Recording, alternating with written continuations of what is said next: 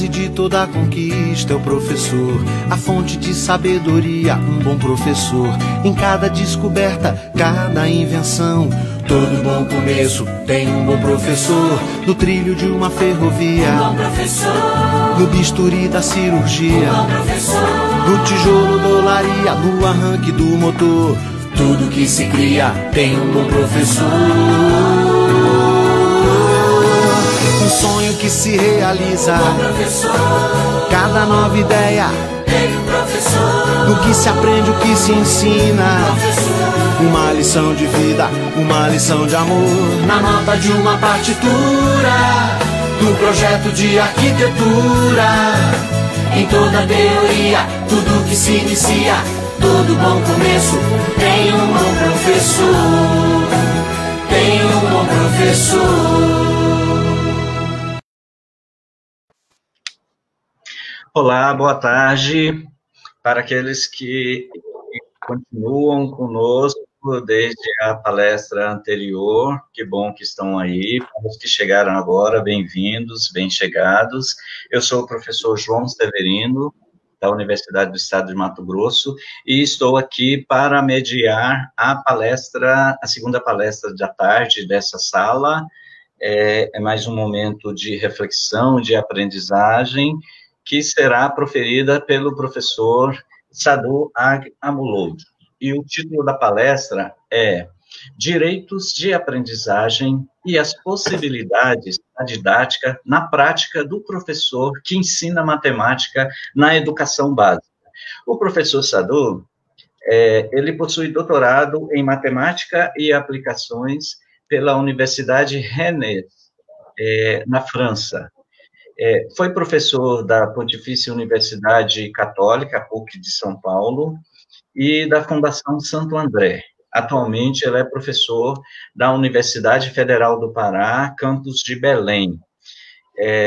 Atua como consultor ad hoc da Fundação de Amparo e de Amparo à Pesquisa do Estado de São Paulo, da CAPES, e é bolsista pesquisador do CNPq. Foi coordenador do Programa de Estudos Pós-Graduados em Educação Matemática da PUC, foi vice-coordenador do referido programa e foi coordenador do curso de especialização em Educação Matemática da PUC, também do período. Atua na área da educação com ênfase em Educação Matemática. É bolsista de pesquisa e produtividade do CNPq, editor-chefe da revista de Educação Matemática e Pesquisa do Programa de Educação Matemática da PUC e parecerista de várias revistas científicas na área da educação matemática. Então, com vocês agora, a palestra do professor Sadhu. Fique à vontade, professor. É um prazer. Tarde. Boa tarde para todos, obrigado pela apresentação e agradeço o convite que me foi feito por Márcio e a equipe organizadora desse evento. E vou pedir desculpas para as pessoas que estão ouvindo, assistindo, em razão da minha voz, que está um pouquinho alterada, e a garganta. Espero que até o final da minha fala todo mundo vai ouvir, entender o que eu vou falar. Ok? Então, eu vou passar o slide, não sei se todo mundo está vendo, só para ter confirmação. Sim, okay. Sim, está perfeito. Tá. Então, o título da palestra, como foi anunciado, é Direito da Aprendizagem e as Possibilidades na Prática do Professor que Ensina Matemática no Ensino Básico. Bom, tem várias formas de abordar essa temática e vários aspectos podem ser discutidos, mas escolhi focar uma perspectiva que vem da didática da matemática, perspectiva francesa, e aí na gravação que eu tinha feito antes de hoje, tinha trazido duas vertentes, né? A teoria das situações didáticas e a teoria antropológica didática. Mas nessa apresentação, devido ao tempo e, ao mesmo tempo, a razão que eu evoquei no início da minha fala, eu vou focar mais na teoria antropológica do dado. E aí, nas perguntas, eventualmente, a gente volta a responder questões sobre a outra perspectiva. Então, uma coisa que eu começo sempre, ou quase sempre, a minha fala este ano, é justamente que a formação de professores só pode garantir avanço significativo se essa formação estiver situada entre todas as condições, né, que participam do desenvolvimento do sistema do ensino. Né? Se ela se alimentar do desenvolvimento de pesquisas realizadas na área de educação matemática, mais especificamente, no meu caso, aqui, didática da matemática. Então, a pesquisa em educação matemática, mais especificamente, em didática da matemática, que eu vou focar aqui, segundo o comitê, 2014, ela justamente, segundo ela, pensada, a formação de professor deve ser pensada em 3 polos fundamentais. O sistema educacional deve ser levado em consideração, a profissão e as investigações sobre este sistema e o ensino. Ou seja, quer dizer que não podemos pensar a formação de professores sem levar em consideração esses 3 polos. Mais especificamente, os resultados das pesquisas realizadas na área de educação matemática. Então, justamente, uma das funções é permitir a integração dos resultados dessas pesquisas, né, no sistema educativo, levando em consideração as restrições relacionadas com a profissão. E acrescento que o que aprendemos na escola, a princípio, muda periodicamente, tendo em conta as ações das práticas docentes, os próprios estudos dos estudantes. E a muda para melhor atender às necessidades da sociedade, para que o conhecimento ensinado corresponda melhor ao conhecimento existente na investigação. Então, nessa perspectiva, eu acho que a didática da matemática, mais globalmente a educação matemática, traz justamente a sua contribuição nessa perspectiva.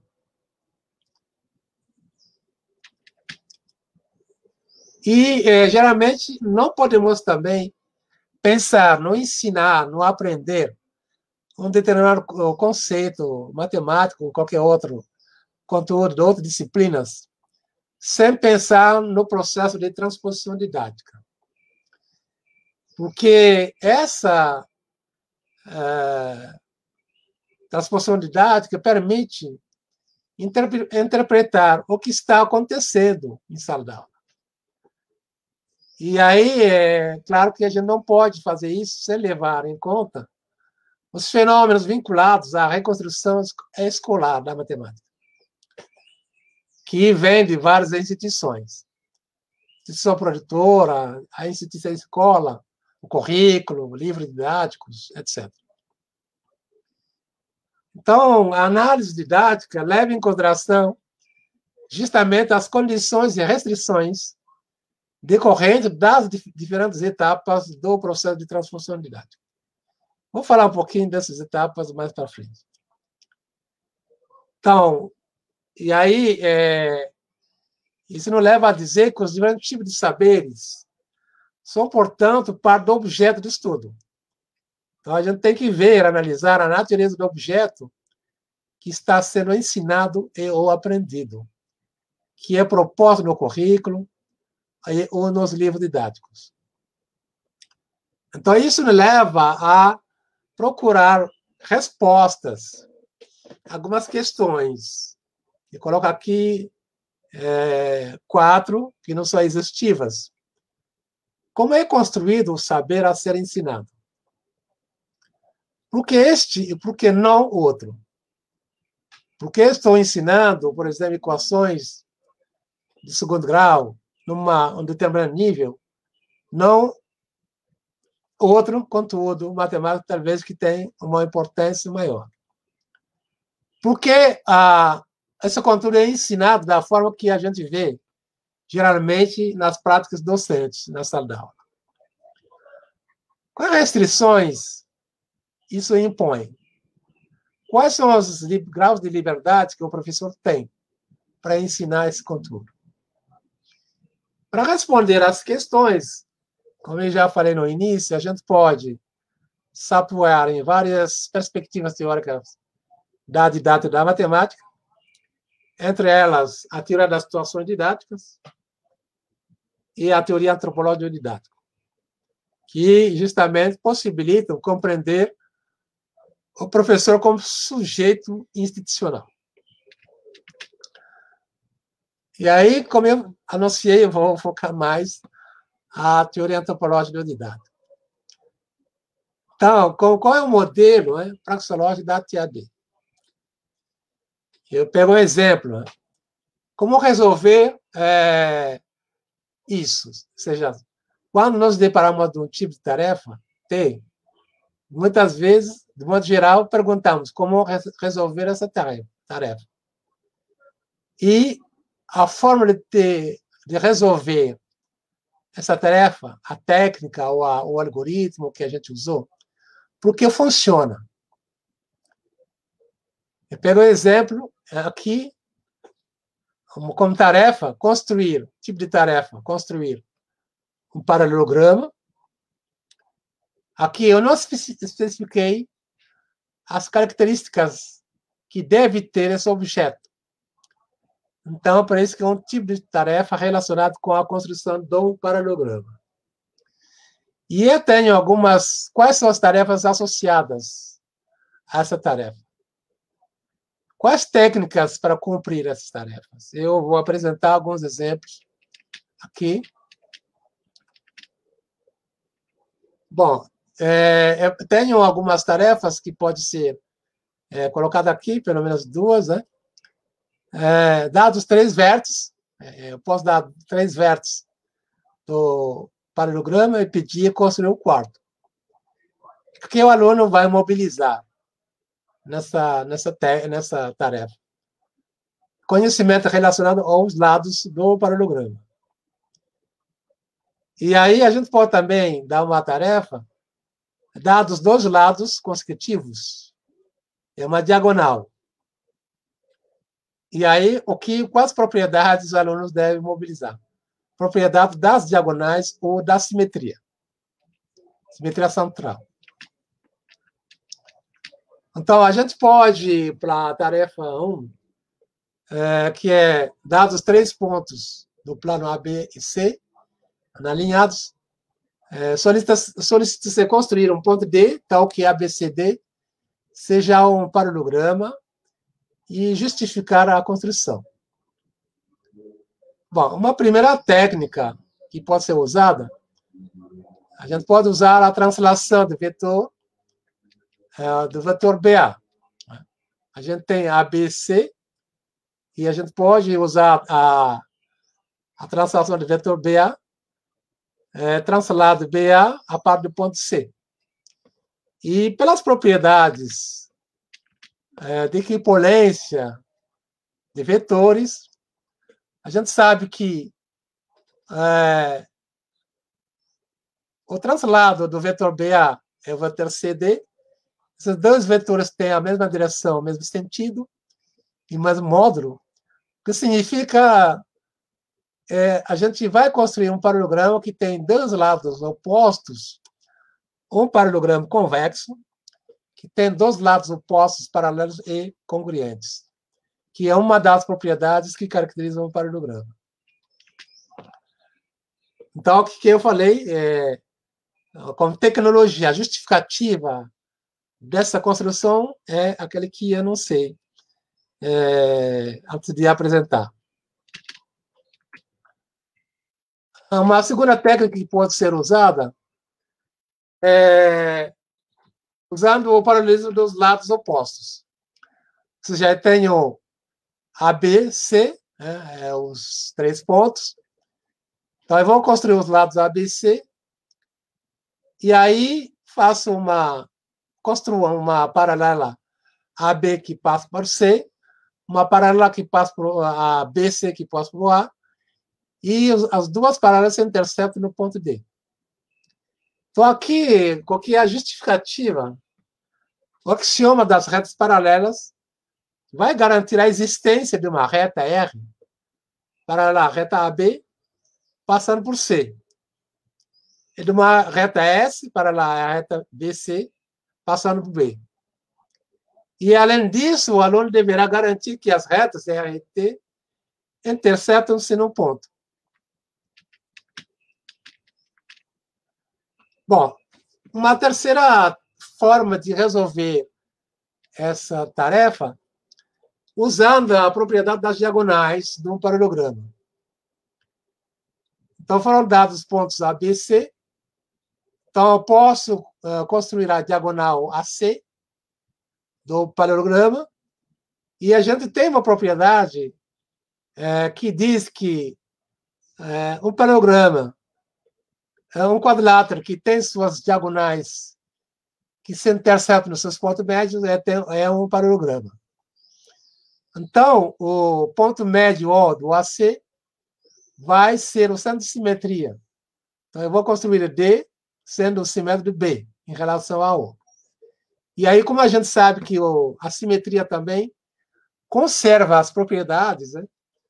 Os lados correspondentes são paralelos, têm o mesmo comprimento, etc. Então, e aí a gente pode dizer, nesse modelo, né, que a resposta à pergunta como construir um paralelograma não é, portanto, um discurso, um mero discurso. É uma realidade, né, que Chevalier modela num modelo de 4 componentes, o que ele chama de praxeologia. Ou seja, tipo de tarefa, eu dei exemplo, construir um paralelograma, um tipo de tarefa, ao qual são ligadas tarefas, as técnicas relativas aos tipos de tarefas T, que a gente indica, a Chevalier indica por tal, a letra grega tal, as tecnologias que justificam a técnica usada para construir o paralelograma. E aí, essa técnica, o exemplo que eu peguei, está situado na geometria plana, né? E que é a teoria que fundamenta todas as teorias, as tecnologias que a gente usou para justificar a construção, o processo de construção usado.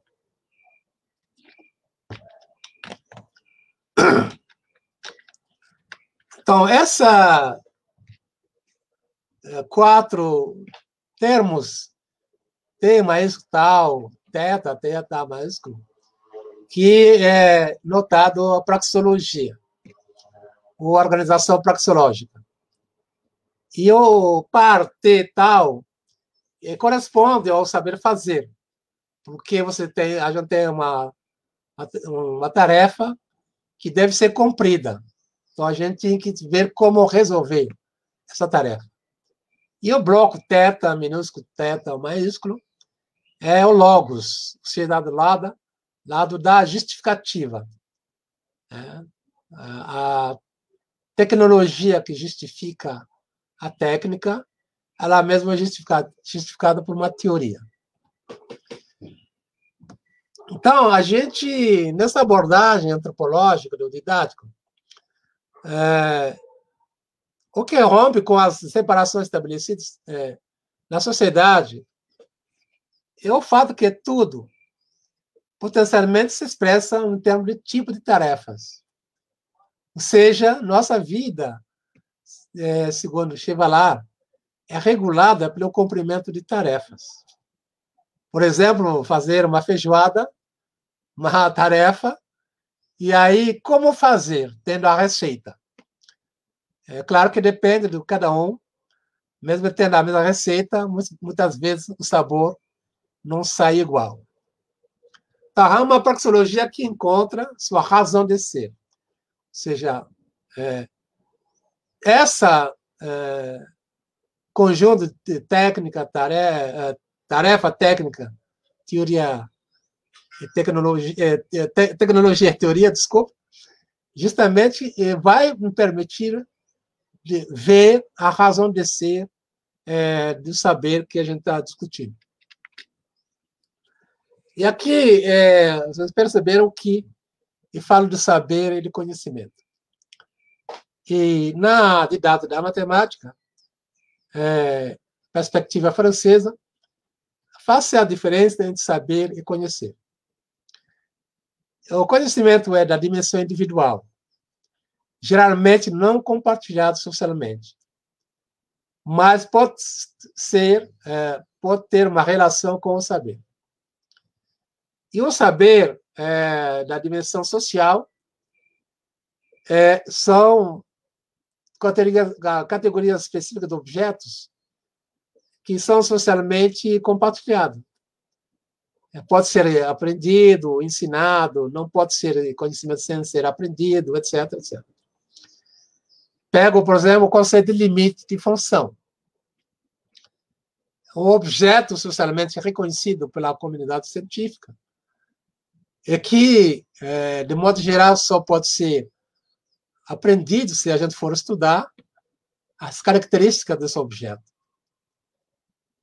Okay. Então, isso a gente vê o saber fazer do lado do conhecimento e o logos do lado do saber. Então, a gente, na verdade, nesses 4 elementos, a gente articula essas duas vertentes da construção, da conceptualização do objeto matemático. E a ideia é transformar o saber em conhecimento. E, para chegar lá, todo saber é um saber de uma instituição. Eu pego o conceito de limite, que eu dei como exemplo, ele é um saber da instituição científica. Mas também ele é saber dos PPCs das diferentes universidades. Na hora que a gente vai estudar cálculo 1, geralmente o conceito de limite é um dos conteúdos que aparece. Ele pertence também à instituição livros didáticos. E aí se mostra que o mesmo objeto, limite, pode viver em diferentes instituições. E ali a questão é ver a diferença a natureza, do ponto de vista epistemológico, desse objeto quando a gente passa de uma instituição para outra. E aí, para que esse objeto viva numa instituição, é necessário que ele se submeta a certas condições e restrições. Condições, muitas vezes, relacionadas com o currículo, o PPC da escola, a formação de professores, a restrição relacionada com aspectos pedagógicos, etc. E isso também leva a trazer a problemática ecológica que permite a gente questionar, fazer questões sobre o objeto. O que existe e por quê. Por exemplo, para as pessoas mais experientes, a gente, numa determinada época da escola, no primário, a gente aprendia a verificar, a provar que a soma, o resultado de uma adição de 2 números inteiros é correta. Então, a gente usava o que a gente chamava de prova por 9. Que, se tem interesse, eu falo um pouquinho mais em outro momento. Mas essa prova por 9, por exemplo, viveu nos anos 70 antes da matemática moderna, talvez sobreviveu um pouquinho na época da matemática moderna, mas hoje em dia, pelo menos eu não tenho conhecimento de encontrar essa prova, provar que o resultado de uma adição é correta, de uma multiplicação, de uma divisão é correta, o que a gente chama de próprio nome, sumiu. Por exemplo, do currículo, dos livros didáticos, das práticas nossas. Então, é importante dizer o que existe. Esse exemplo que eu peguei, por exemplo, bom, sumiu do currículo, das práticas. A gente pode se perguntar por que essa técnica de validação de uma soma, de uma divisão, sumiu do currículo, nas práticas. E aí, na verdade, a gente justifica essa regra por 9 usando a congruência módulo 9, no caso dessa prova. Mas, claro que no primário a gente não vai ensinar a questão aritmética. Mas a gente pode se perguntar por que não sumir das práticas.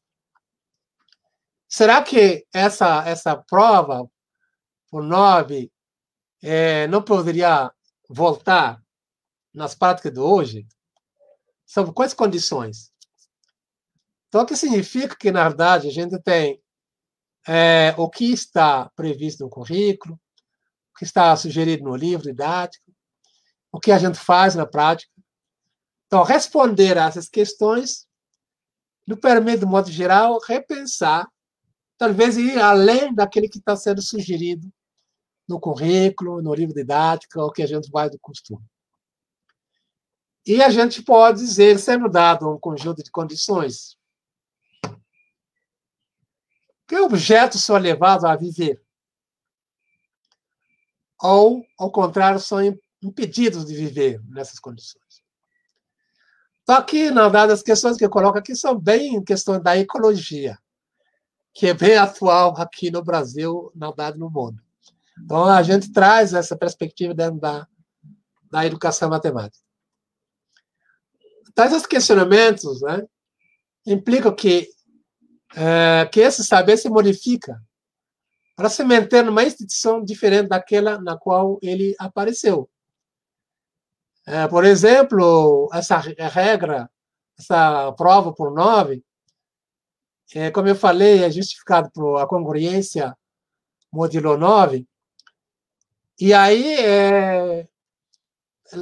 a congruência é uma teorização da aritmética. E para viver na escola nos anos 70, precisou fazer algumas adequações, silenciando alguns aspectos teóricos dessa técnica que é usada naquela época. Então, a gente tem algumas questões que resultam desse processo, que diz respeito à legitimação dos saberes ensinados.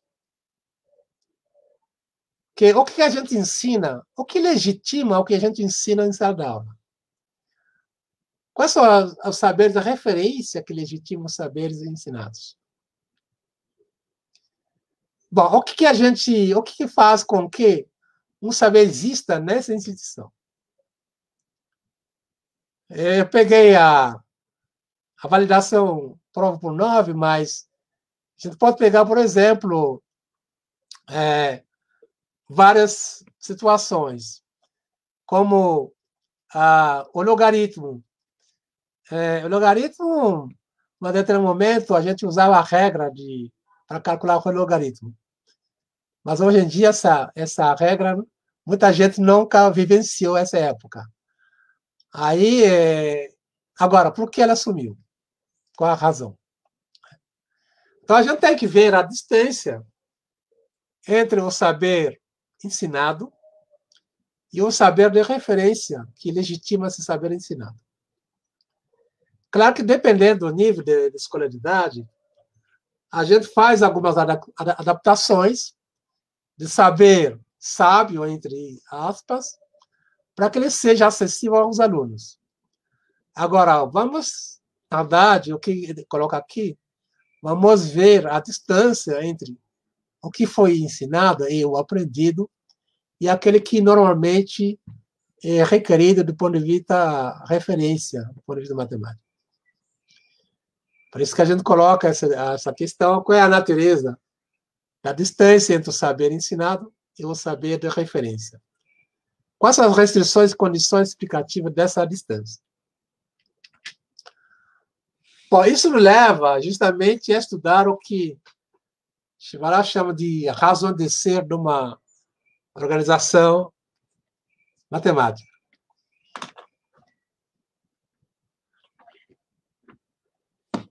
Bom, a gente pode dizer que, na grande parte das praxeologias matemáticas, né, que são geralmente estudadas no ensino básico, perdeu a sua razão de ser na instituição escolar. O que quer dizer para isso? Quer dizer que os problemas que dão sentido a essas praxeologias sumiram das práticas docentes, sumiram do currículo, sumiram do livro didático. E, às vezes, até sumiram da própria formação inicial de professores. Então, dentro das PM poderiam vir a dar a resposta. Então, para evidenciar as possíveis razões de ser de uma organização matemática, nós podemos tentar responder às seguintes questões. E aí fazer um detour na história da matemática e que vai nos levar a tentar responder a seguinte questão. Quais razões históricas motivaram a construção de uma determinada praxeologia matemática? A que situações problemáticas pode responder? Que situações novas podem brotar? Que problemas a praxeologia matemática vem resolver que as praxeologias matemáticas estudadas em sala de aula, hoje em dia, não permitem mais? Ou seja, quais são as vantagens estudadas referidas à praxeologia matemática? Por exemplo, a gente estudava, na minha época, o algoritmo da extração da raiz quadrada do número A positivo. E esse algoritmo sumiu do currículo, do livro didático. A gente pode se perguntar, qual a vantagem de refletir e trazer esse algoritmo hoje em dia? Aí precisava estudar e ver realmente que a ausência desse algoritmo faz falta. Bom, preciso estudar para fazer isso. Bom, aí isso nos leva justamente a trazer os problemas que Gascon chama de dimensões de um problema didático. Né? Problema didático que diz respeito à prática docente, ao ensino e aprendizagem do determinado problema. Então, para Gascon, uma pesquisa em educação matemática deve se dar a partir da existência do problema docente que a justifica. Porque nós investigamos, na maioria dos casos, hoje em dia, justamente as práticas docentes, o saber docente, a formação de professores, né? As práticas docentes, concepção de professores. Então, esse problema é entendido como aquele de que se depara um professor ao ter que ensinar um tema matemático aos seus alunos. E esse problema, geralmente, começa por uma P0, que é justamente o problema inicial de que se depara um professor. E que a gente representa por esse esquema aí. P1 é a dimensão epistemológica, que trata justamente da natureza dos objetos que a gente quer ensinar, que o aluno vai aprender. P2 é a dimensão econômica, que é muito relacionado com o que a gente chama de uma análise institucional, relacionado com uma análise do currículo, livro didático, de práticas docentes, de erros ou concepções de alunos, etc. E P3, a dimensão ecológica, que já coloquei algumas questões anteriormente, que justamente vai permitir ver qual é o ecossistema do objeto que a gente está estudando. Seu habitat, onde ele vive, e as suas funções nesse habitat, que a gente chama de nicho. E P delta é um problema didático, entendido, como eu já falei, como aquele que diz respeito ao ensino e aprendizagem da matemática. Bom, P0 é o possível ponto de partida. Esse é o problema inicial que geralmente a gente tem. Como ensinar determinado conteúdo? E a partir desse questionamento, que é mais geral, pode surgir outras questões.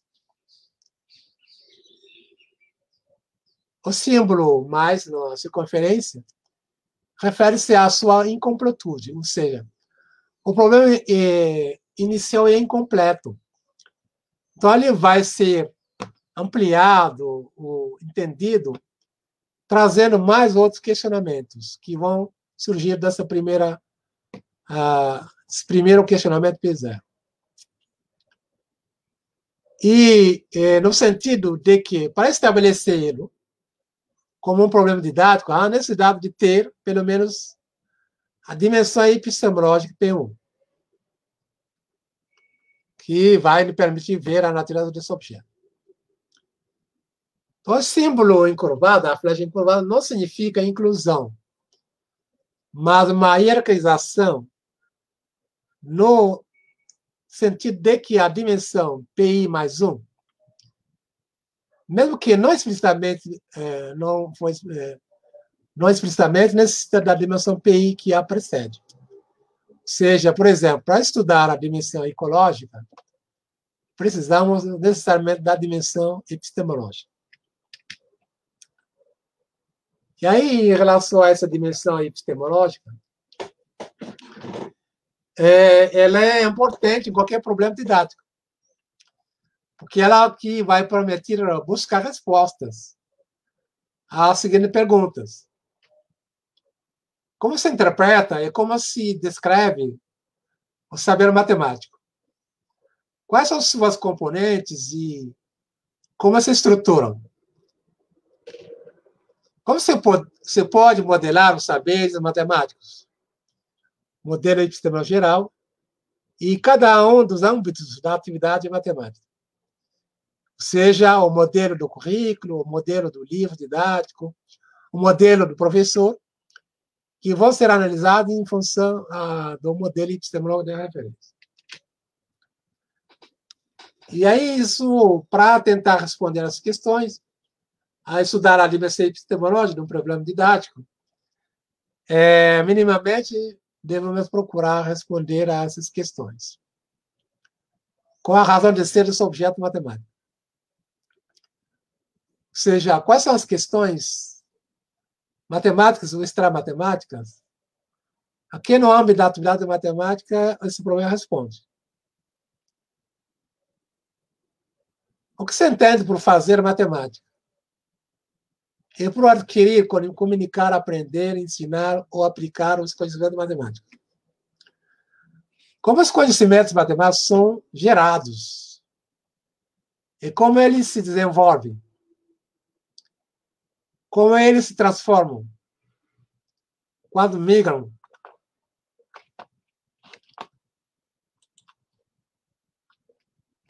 Desculpa, tem um negócio que se interferiu.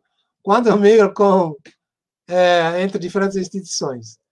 Qual é a amplitude de campo matemático mais apropriado para propor um determinado problema didático? Então, isso significa que, já tinha falado da transposição didática, esse esquema traduz mais ou menos o processo da transposição didática, mas para estudar esse processo, precisamos necessariamente do que Chevallard, Gascon chama de modelo epistemológico de referência. Ou seja, que é construído a partir do estudo da dimensão epistemológica.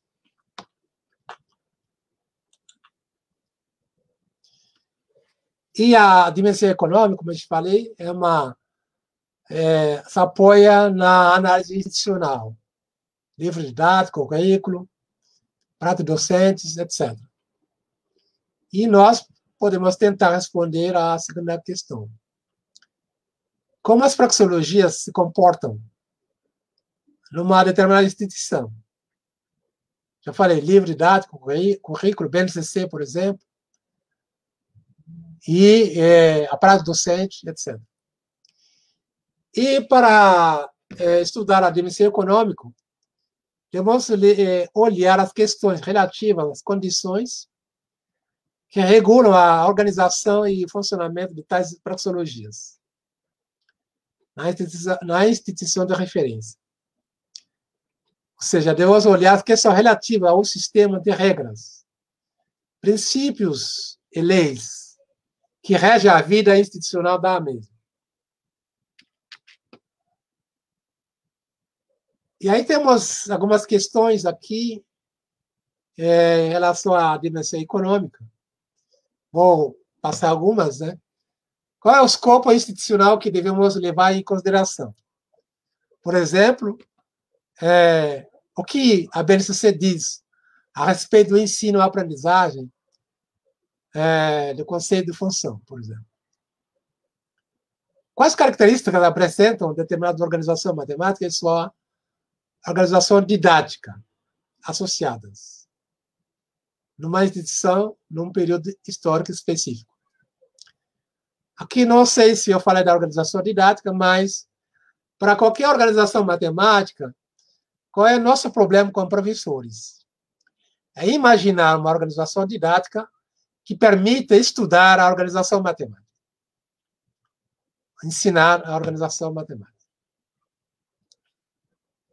Então, como se considera, em cada instituição, cada atividade matemática, por exemplo, como se considera o ensino de função na BNCC, no livro didático, nas práticas docentes, etc.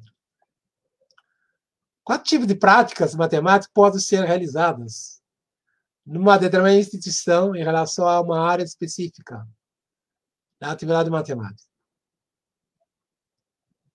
Bom, digamos, resumindo, qual é o modelo epistemológico das matemáticas e o modelo didático associado, dominante, numa determinada instituição? Por exemplo, eu pego equações, resolução de equações de segundo grau. O modelo dominante, de modo geral, no ensino básico, para resolver uma equação de segundo grau, é a utilização da fórmula de Bhaskara. E aí essa análise justamente vai nos permitir dizer que é esse modelo que domina.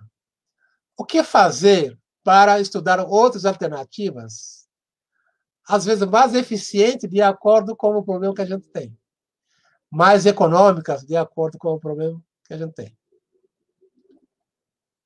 E quais dificuldades aparecem quando se tenta modificar as organizações didáticas numa determinada direção dentro de uma instituição. Tendo identificado o modelo dominante, a questão é como modificar esse modelo dominante, que mostrou o seu limite. Bom, do ponto de vista da dimensão ecológica, do problema didático, já tinha falado bastante antes. E a dimensão econômica institucional permeia a dimensão ecológica, porque a gente vai analisar o currículo, livros didáticos, e é ali que também a gente vai ver a vida do objeto que a gente está estudando. Onde que ele vive, qual o seu habitat, seu nicho, né? E quais as características deles nesse ambiente. E aí, Barqueiro Gascon traz justamente essa reflexão, quando diz que a dimensão ecológica, entre outros fatores, deve evidenciar os âmbitos institucionais considerados. as instituições envolvidas e as maneiras como descrevem e interpretam o objeto pesquisado. Deve permitir também evidenciar as práticas matemáticas existentes nas instituições envolvidas relativas ao objeto pesquisado. Deve permitir também evidenciar os modelos epistemológicos da matemática envolvida no seio de cada instituição. E as dificuldades que surgem ao se tentar modificar as organizações didáticas numa determinada instituição.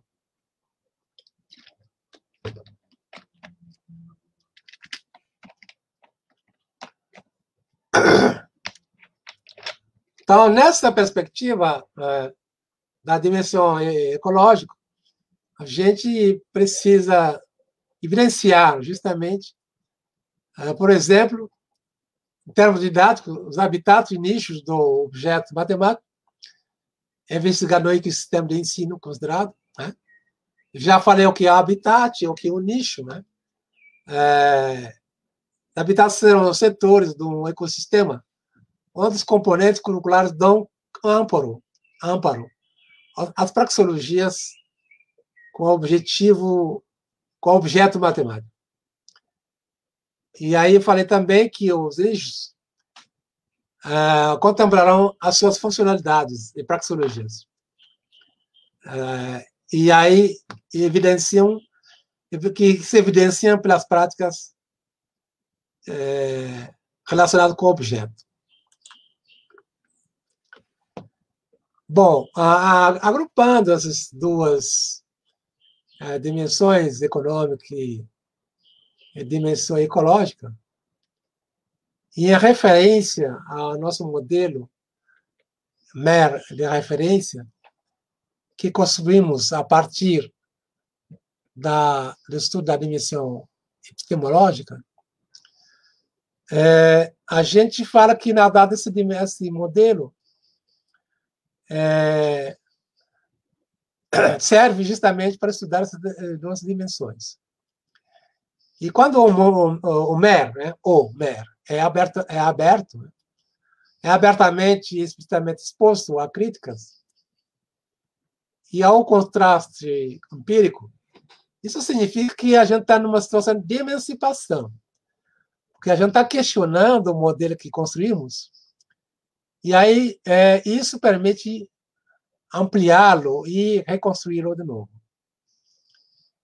E aí, em coerência com esse modelo epistemológico de referência, com base nele, o formador ou o pesquisador utiliza um modelo didático do que significa aprender conhecimentos, saberes matemáticos do referido campo. Acho que já tinha falado, qualquer um de nós, na hora de ensinar, temos um modelo de referência, que é construído a parte do currículo, do livro didático, da nossa experiência, mas raramente a gente faz um estudo aprofundado da dimensão epistemológica, que vai permitir justamente ver um modelo dominante e construir uma alternativa a partir do modelo epistemológico de referência. Bom, e aí uma ideia importante, a ecologia didática, diz respeito aos questionamentos sobre a real existência do saber, ou inexistência, ou possibilidade de se surgir na escola. Na época da matemática moderna, por exemplo, raramente a gente vê a geometria ensinada. E muitas vezes, quando ela aparece nos livros didáticos, está sempre nos últimos capítulos. Por várias razões, nem sempre os professores têm condições de coragem de introduzir de trabalhar a geometria. E é justamente, segundo a época, depois da matemática moderna, e as diferentes formas, a gente vê que a geometria está voltando a ser trabalhado nos currículos, para o sugerido.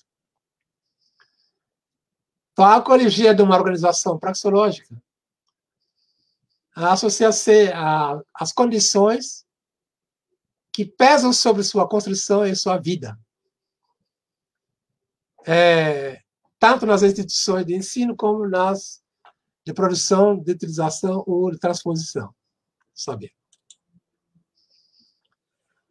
E para finalizar a minha fala, e aí deixar espaço para as respostas, vou pegar um exemplo rápido, sem entrar muito nos detalhes, tese de doutorado da Crisiane Vieira, que é sobre a simetria axial, e a ideia dela é envolver professores na formação deles, refletindo sobre o objeto simetria-axial, construindo e até analisando alguns erros que os próprios professores cometem quando lidam com determinados problemas relacionados com a simetria-axial, e, junto com eles, construíram situações de sala de aula que foram aplicadas e voltou a refletir sobre essas atividades que foram aplicadas.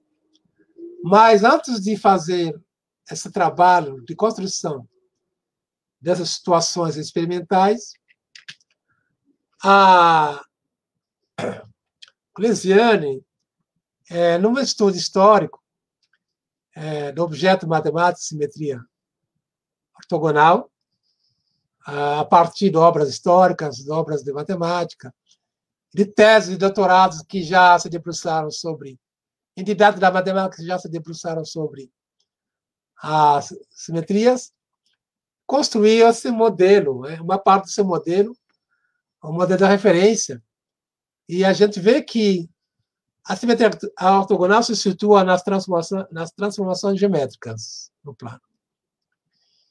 E faz parte das isometrias. Ou seja, das transformações que conservam as distâncias. E ela é situada, na verdade, nas isometrias indiretas. Aqui a gente tem, não mantém o sentido dos ângulos orientados, por exemplo.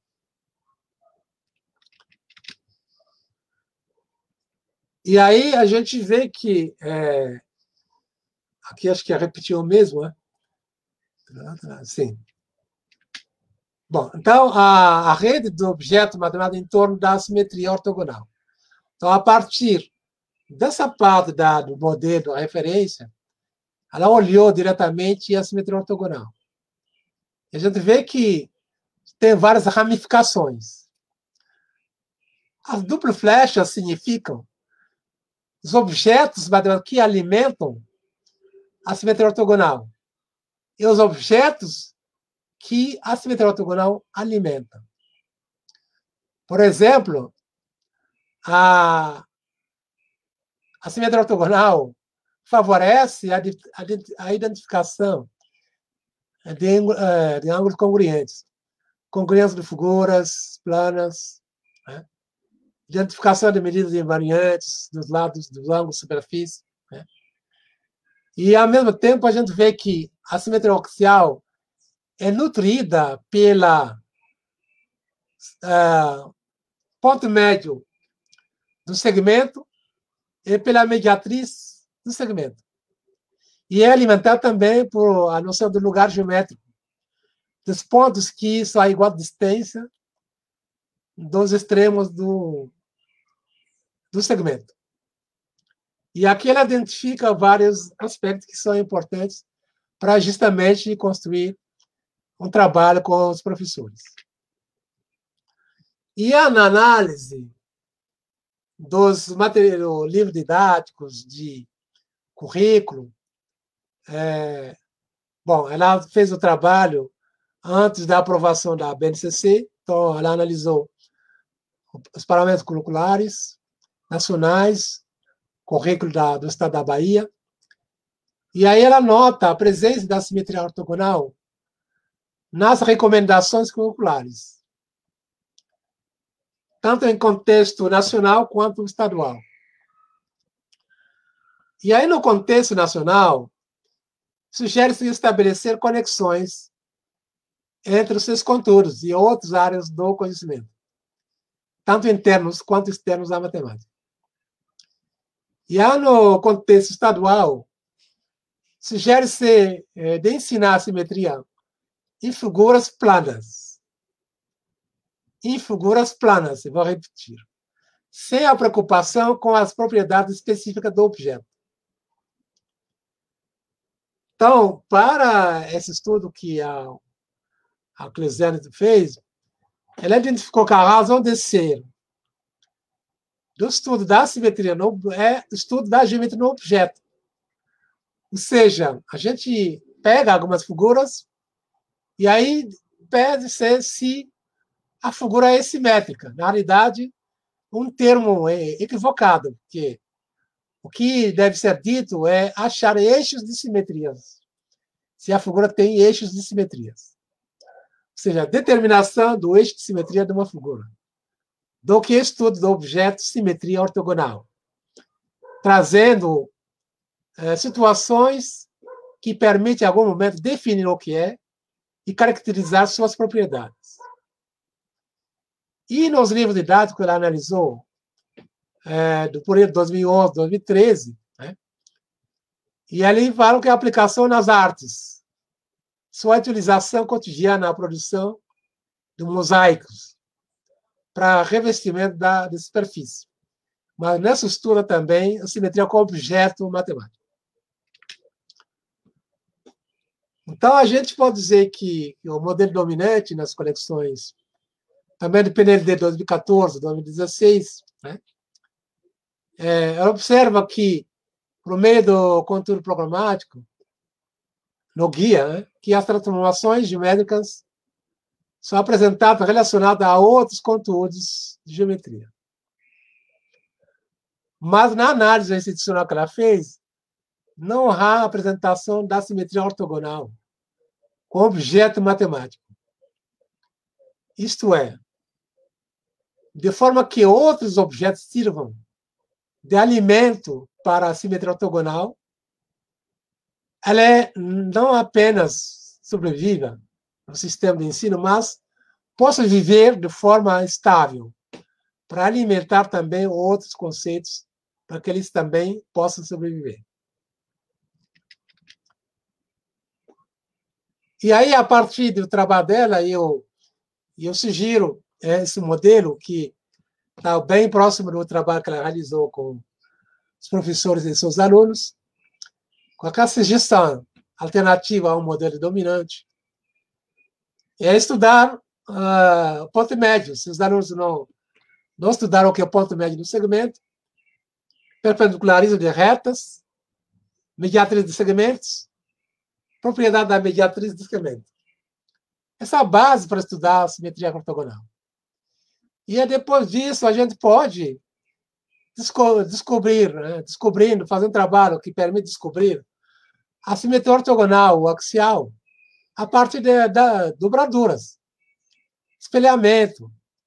E aí, a partir daqui, a gente já pode começar a dar uma definição meio formal. Identificando o simétrico depois, podemos partir da definição das propriedades, identificar o simétrico de um segmento em relação a outro, a uma reta, estudar a propriedade do eixo de simetria, construção de simétricos de um ponto, segmento em função das posições relativas dos elementos que compõem a figura, o objeto e o eixo de simetria.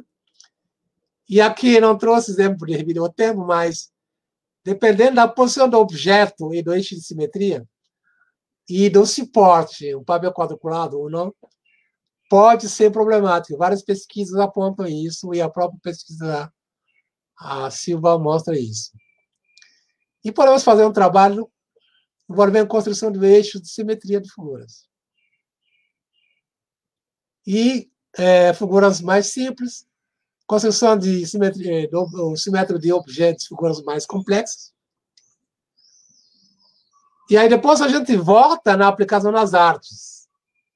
Isso é a utilização cotidiana na produção de mosaicos, para revestimento de superfícies, etc.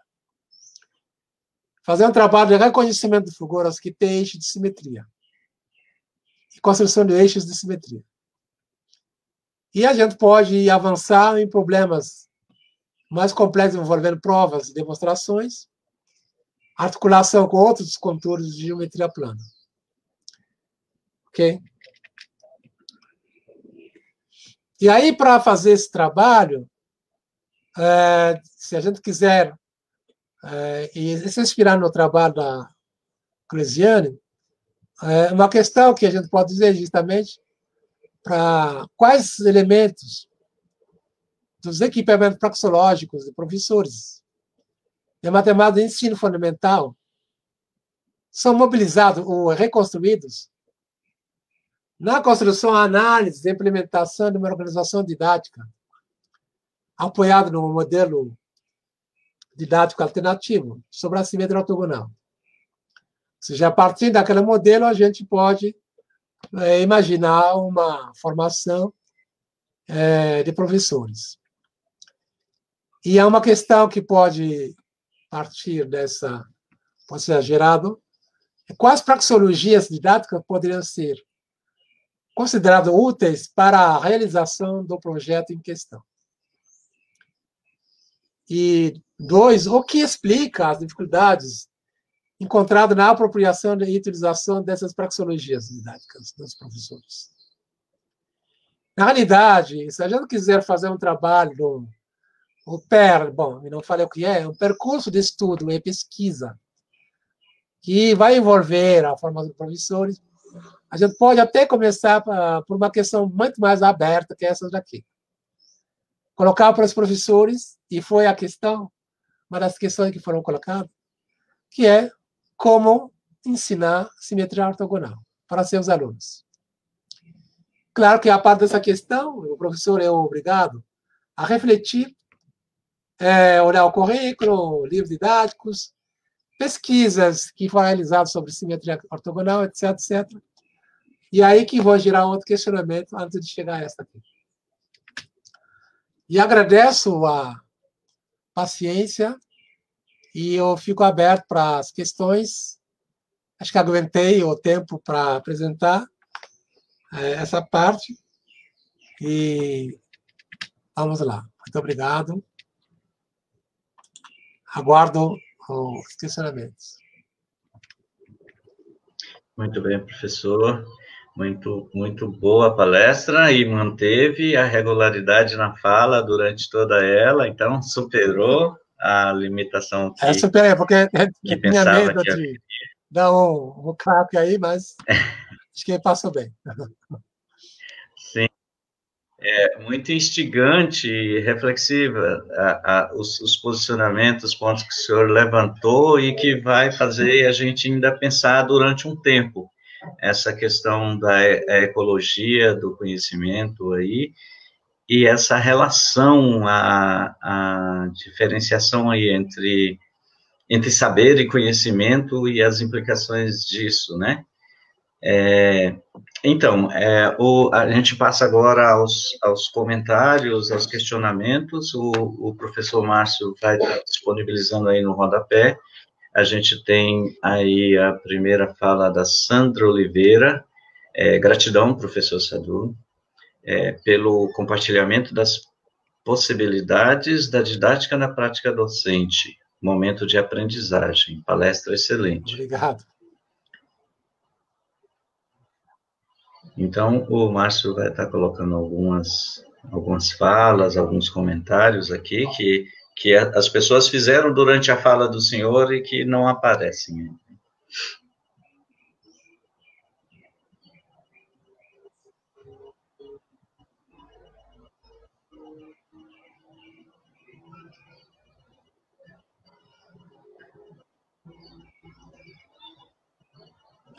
E aí, para o senhor ter uma noção do lugar de onde as pessoas estão participando, né?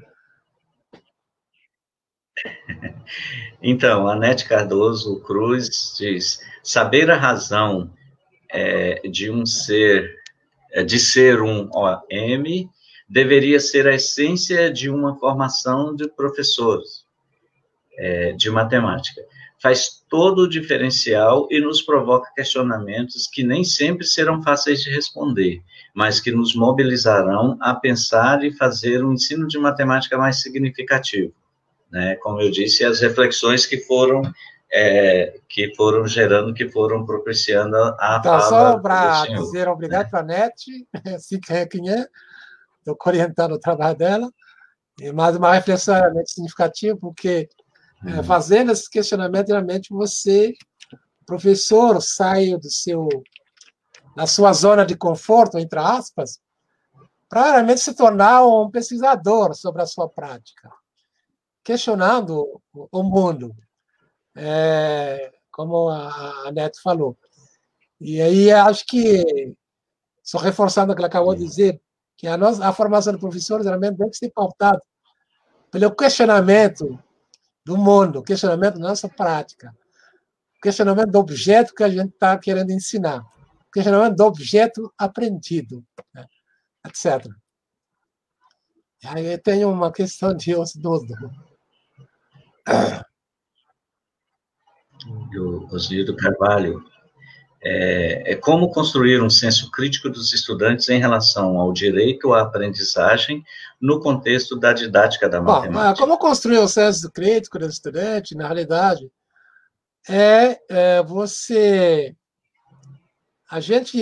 a partir disso tudo que acabei trazendo de uma forma bem resumida, você criar condições para o aluno questionar o mundo, ficar numa situação de questionamento do mundo. Não aquele que fica, como o Chivalá fala, como se ele está visitando obras. Porque muitas das práticas nossas, nas aulas expositivas, por exemplo, o que é? O aluno escuta o professor, que escreve na lousa, fala, e o aluno está anotando tudo. Então, isso é caracterizado como se fosse uma visita às obras.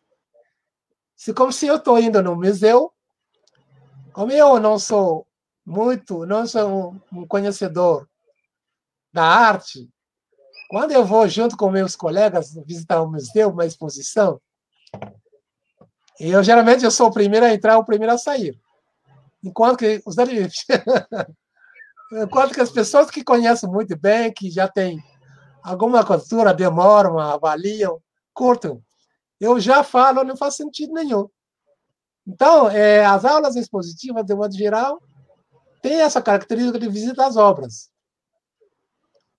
Então, para realmente trazer esse senso crítico, a gente tem que criar condições de o aluno questionar o mundo. Ele, a partir de uma questão mais geradora, mais genérica, ele tenha condições de buscar na internet, no livro didático,